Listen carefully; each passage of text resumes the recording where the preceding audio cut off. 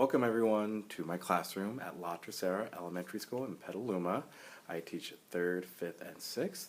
I have 8 students, 4 boys and 4 girls, and I'll be showing you my organizational strategies after I give you a tour of my classroom. So enjoy! So this is the front of the classroom. Over here is one side of the board where we do calendar. Here's our actual calendar, and we also use the iPad down there on the bottom to listen to some music for our morning warm-ups and do our, get our wiggles out in the morning. And then over here on this side is our daily schedule, our small groups, and this is a chart where students earn stars throughout the days for all the activities that they attend and complete. This is my math center. Obviously, we do math here. There's all the manipulatives and puzzles and games. Right next to our math center is the door that leads to the outside from our classroom. And then here is our sink and kitchen area. And over here is our art. Right here, that's where all the art supplies go.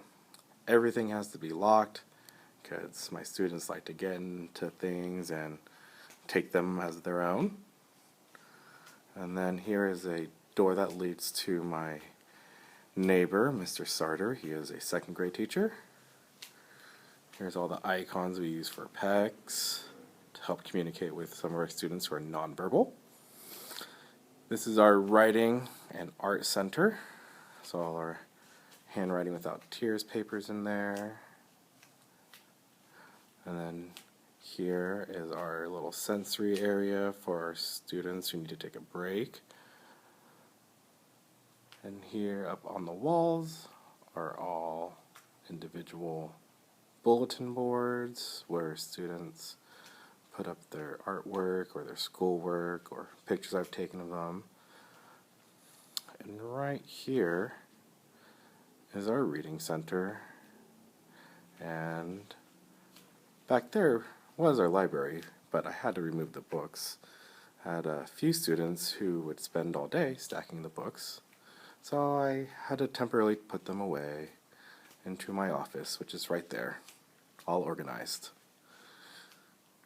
So, and this is Mrs. Paley's 3rd grade classroom, where one of my students goes in there for their silent reading, and one of her students actually gets to read a book to her.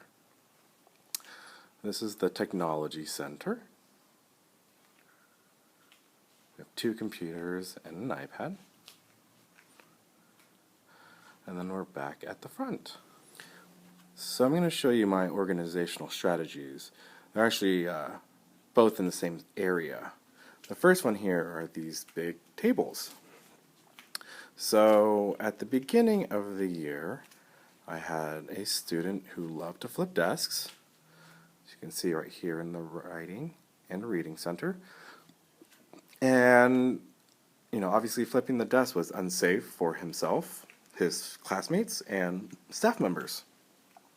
So I took these tables from the back and moved them up here.